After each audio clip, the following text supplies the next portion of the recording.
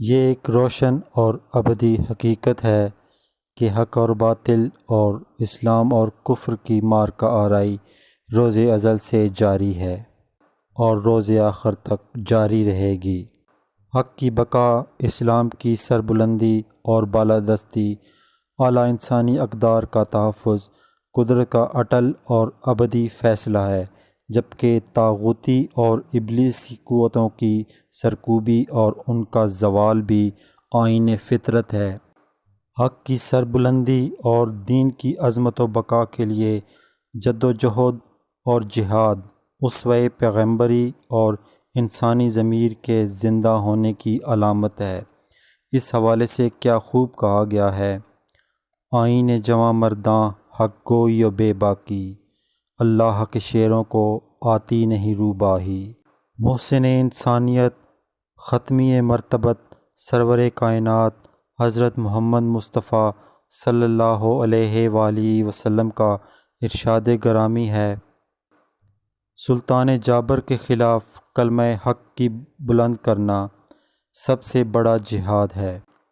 نواسہ رسول، جگر گوشہ بطول، نوجوانان جنت کے سردار، کربلا کے قافلہ کے سالار، حق و صداقت کے علم بردار،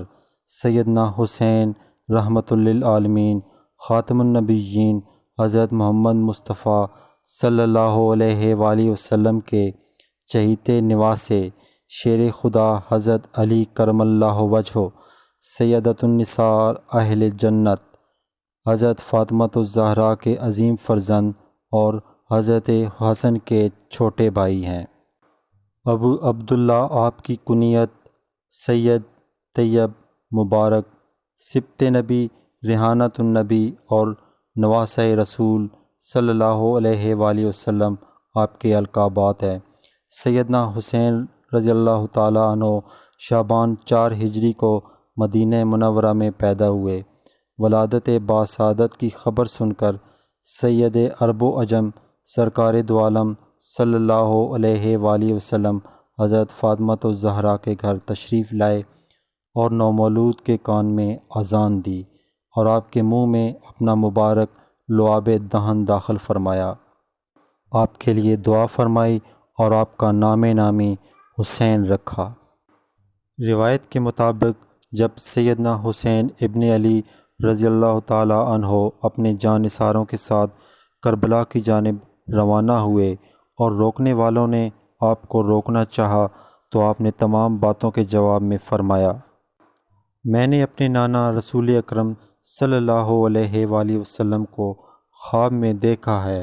آپ نے تاکید کے ساتھ مجھے ایک کام کا حکم دیا ہے، اب میں بہر صورت یہ کام کروں گا، خواہ مجھے نقصان ہو یا فائدہ۔ پوچھنے والے نے پوچھا کہ وہ خواب کیا ہے؟ آپ نے فرمایا: ابھی تک کسی کو نہیں بتایا اور نہ بتاؤں گا، یہاں تک کہ اپنے پروردگار عز و جل سے جا ملوں گا۔ کربلا کے قافلہ سالار حسین ابن علی اور دیگر شہدائے کربلا نے راہ حق میں اپنی قیمتی جانوں کا نذرانہ پیش کر کے جرأت و اظہار کا حوصلہ اور باطل کے خلاف احتجاج اور جہاد کا سلیقہ اور ولولہ عطا کیا۔ سیدنا حسین ابن علی رضی اللہ تعالیٰ عنہ کی صدائے حق نے مظلوم انسانیت کو ظالمانہ نظام کے خاتمے اور ظلم اور جبر کے خلاف ڈٹ جانے کا حوصلہ اور حق نوائی کا بے مثال درس دیا۔ آپ نے اپنے کردار اور عمل سے ثابت کر دیا کہ حق کی آواز کو بلند کرنا انسانی اقدار کا تحفظ اور دین کی سربلندی اسوہ پیغمبری اور شیوہ شبیری ہے۔ شہدائے کربلا نے راہ حق میں تسلیم و رضا، صبر و وفا، اطاعت ربانی اور ایثار و قربانی کا لازوال درس دیا۔ نواسہ رسول صلی اللہ علیہ وآلہ وسلم سیدنا حسین رضی اللہ تعالیٰ عنہ کی یہی وہ بے مثال قربانی اور کعبۃ اللہ کی عظمت و حرمت کے لیے اپنا سب کچھ قربان کر دینے کا عظیم جذبہ اور داستان حرم ہے، جس کے متعلق شاعر مشرق علامہ اقبال نے کہا ہے: